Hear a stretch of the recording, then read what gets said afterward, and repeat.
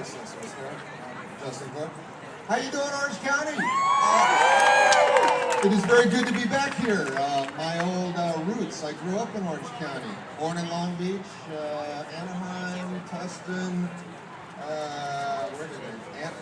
Irvine, Costa Mesa, Corona del Mar, San Clemente. Any of those ring familiar? All right. I want a fine group of extremist, homophobe, racist morons. I gotta handle it. Oh, yeah. See, I know how to milk a crowd. Just insult the hell out of them, and they're right here. I would have wrote my comments on my hand, but I've got a little too much to say, I guess. Just wanted to start off by saying that I'm not really sure how I got branded as racist by the mainstream media, because our president, whom I disagree with on almost everything, is half white and half black. I don't understand how, and I'm white, so I don't understand how I'm a racist, but I hearken to the words of Dr. Martin Luther King. I believe in a colorblind society where somebody is judging the content of their character rather than the color of their skin. I don't know. I'm old school.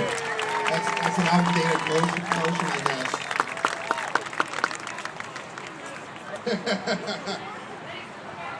What do you say? November can't come soon enough? Is that what I'm hearing from y'all? All right. Well, we're not all liberal idiots in Hollywood. Some of us are conservative idiots, so I just want you to go on record for that. I believe in the American people. Not necessarily government, but I believe in the American people. We have leadership at the state, city, and local levels, the community levels. I believe in we the people's ability to solve our own problems for ourselves without federal government insinuating itself into every aspect of our daily lives. And I do believe it's true that a government big enough to take everything you want is big enough to take everything you have. I wish I had coined that, but I have to give credit to, I think, Barry Goldwater's, I believe, and then echoed by Gerald Ford. So obviously that statement labels me an extremist. I am extreme. I believe the founders of this country were pretty damn extreme. What do you think about that? And I think it's about time for a little extremism in our daily narrative when we deal with leftists who hate America and want to put American ideals down. I just wrote a big check this morning. Anybody else? Wrote a big check to the government this morning, so that's kind of got me set off. But now I hear I've got to give up more and more of my money to pay for the excessive spending in D.C. And I need to shut up and be fully confident that they are so much wiser than I and know so much better what's good for me and my family. Amen, brother. No, they don't. I said bullshit. Sorry, I know it's a family audience, but America's about two things, and they can only exist right alongside each other. Freedom, responsibility. Individual freedom and personal responsibility.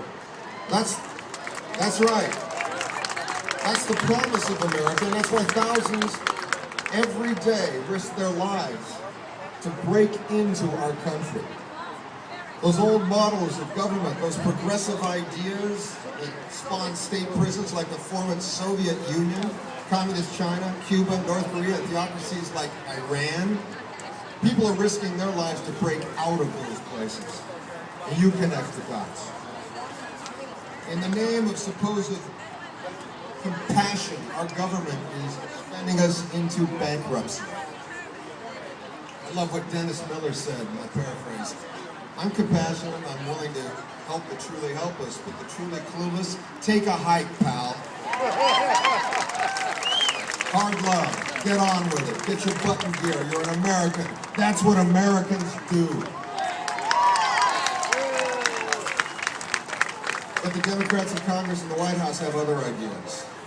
And the winds of change are upon us. There was another hero of mine at the White House who was thoroughly dissed Bibi Netanyahu, who I consider to be a real man, intent on survival of his own country. And now it seems getting no help someone please explain to me why there are still Jews in this country who back the Democrats? The Democrats who sell out Israel at every single turn. The dissident Netanyahu being only the most recent act of belligerence and non-support. But I'm old school. I believe American presidents don't bow to foreign kings. Don't apologize for his country's attempt to spread democracy and prosperity around the world. And don't give terrorists more civil rights than the victims of that terrorism. I'm old school. I don't believe in government bailouts, period. Not for banks, not for car companies, not for unions. That's not a prudent or even a constitutionally sanctioned responsibility of American tax dollars. A bank is failing, let them fail. Ford going belly up, Chrysler's hurting, sorry, bye-bye. I'm old school, I'm not hip, I'm not politically correct. We're at war, people. We have a militant section of radical Muslim extremists who want us to bow to their God or die. Fair enough, at least they make the choice clear. I feel with that. But in my opinion, there's even more serious battle going on here at home. It's a battle for freedom. The battlefield is right between the eyes, between the ears of the American people. Words are our weapons, tactical, strategic, and every time we let a leftist get away with fomenting yet another half-truth, or slur and demean another great America-loving patriot, or denigrate another one of our time-honored traditions, we are taking a step back and giving ground to the enemy. Every time we don't stand up to a verbal or written assault on the idea of America, the concept that in this country, if you work hard, treat people with decency and respect and honesty, you can succeed to your heart's desire, limited only by the meter of your own ambition. Every time we don't remind the leftists this, we're pulling back, surrendering ground, for which so many brave and noble patriots have paid the ultimate price. I'm guilty of it, maybe some of you are too. Hearing spew from some lefty's mouth, America's to blame, let's all be like Europe crap. That to be politically correct seems like a culturally evolved way to think. Just let it go, don't engage, it won't mean anything, we'll just end up spending, we'll end up arguing and putting a damper on this lovely day. Well, I say bullshit. Put a damper on the day, baby. Blow a whistle, throw a flag on the play, call 15 yards for unnecessary stupidity. Get in their face, remind them that in a calm but firm manner that they are obviously misinformed. America is the greatest nation the world has ever known. America, with its concept of personal liberty and responsibility, affords hundreds of millions opportunities and happiness and prosperity never before seen on this planet. America has done more to selflessly introduce freedom and democracy around the globe than any other nation, bar none. America, like no other country that you can name, has been the beacon of hope, real hope, for the world since the time of its inception, and continues to offer the world the best technology, the best agriculture, the highest standard of living by anyone's measure, and yes, the best health care. For now. Folks, our greatest battle is upon us. We are fighting the fight of our lives, and it is for the hearts and minds of America. We're literally fighting for our freedom, and we can win this fight. If we stay true to our purpose and stay politically correct, even ratchet up, get on the offense.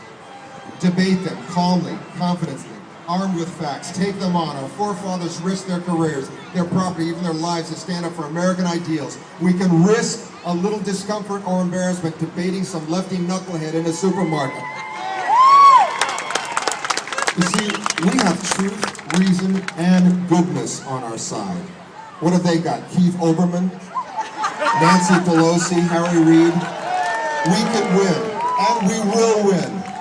Don't let up. Let's take back the House in 2010 and then do some White House renovation in 2012. All